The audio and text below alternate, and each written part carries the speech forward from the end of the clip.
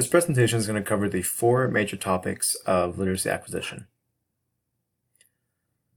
Having an approach to balanced literacy involves approaching it in different methods. This is to ensure that students are engaged in lifelong writing. There are many different methods to balance literacy, though predominantly is achieved through relatable instruction and authentic texts. The following three strategies follow the I do, we do, and you do approach. This is to ensure students have a sufficient preparation before doing individual work. Shared writing involves the teacher being the scribe, while the students contribute with ideas. The teacher, in this method, models the writing process, different elements of writing, and conventions of writing. This is something we'll discuss later. They're all linked together. This is the first step towards getting students to independent writing. The interactive writing process follows, which involves having the student and teachers share a pen. This is collaborative in nature. This is done so the teacher can model writing strategies for students, then engage them in contributing in the process. Finally, independent writing is the accumulation of the previous two practices. This is the point where students are writing without the aid of the teacher and fully involving themselves in the writing process. As with learning any skill, it's imperative to practice as often as possible. Something my mentor teacher imparted to me was that it takes 5 minutes to do a shared or interactive writing in the day. There doesn't need to be a great fanfare in it. Just do it consistently and often to engrave the ideas in students' heads. Writing workshops are student-centered. The main goal of them is to have students write frequently and to develop the necessary skills needed to improve their writing ability. Within writing workshops, there are three main components that are emphasized as major points. 1. Guidance from the teacher in the form of mini lessons. 2. For the student to take ownership of their writing, done during designated writing time. And 3. The support from a community of writers, seen notably during the sharing time. Let's take a closer look. Not like that. Mini lessons are the first stage in a writing workshop. These lessons are short and target imparting a specific skill or concept onto the student. They can be wide-ranging in what they focus on. Topics from writing different process stages to how to utilize one of the 6 traits of writing. These are then practiced during writing time. This is a time for a student to take ownership of the skills being imparted and implement them on their own writing. Following writing time is sharing time. This is an essential part of a writer's workshop that can be often forgotten during class time. This gives students the opportunity to read and discuss their writing and to learn from their peers. It also fosters the learning community within a classroom, which is a fundamental part of creating a comfortable environment with students. I get the pleasure of being engrossed in this process while working with my case study student. Seeing how each of the processes work together in real life scenario, and seeing how my student responded to instruction was a great entry into developing my own writing workshops and processes.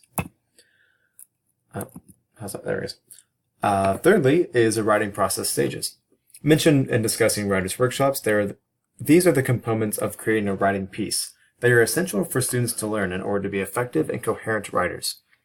The process begins with the rehearsing and pre-writing stage. This is meant to help students brainstorm and then narrow down those ideas into what they want to focus on.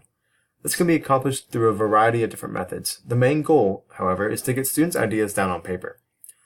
Following it comes drafting, otherwise known as creating a rough draft. It has to be stressed that this portion of the process is not focused on grammar or conventions. It is just for the students to explore their thoughts and write sentences. Revising the rough draft comes next. This is different from editing. Students' revision of writing is focused on improving their own writing, adding ideas, details, and further clarifying main points of the objectives. After that step has been completed, follows editing.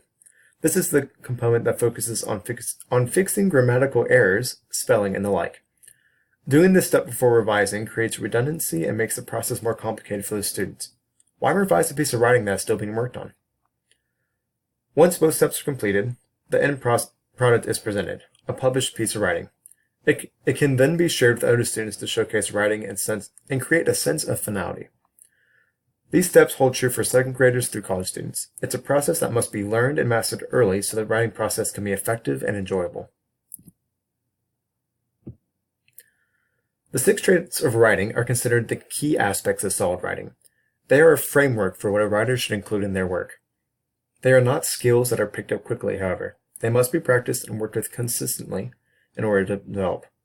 Teachers should be consistent in referencing and modeling these traits for young writers. Here's a quick overview of each trait since I think I'm running low on time. Yes, I am.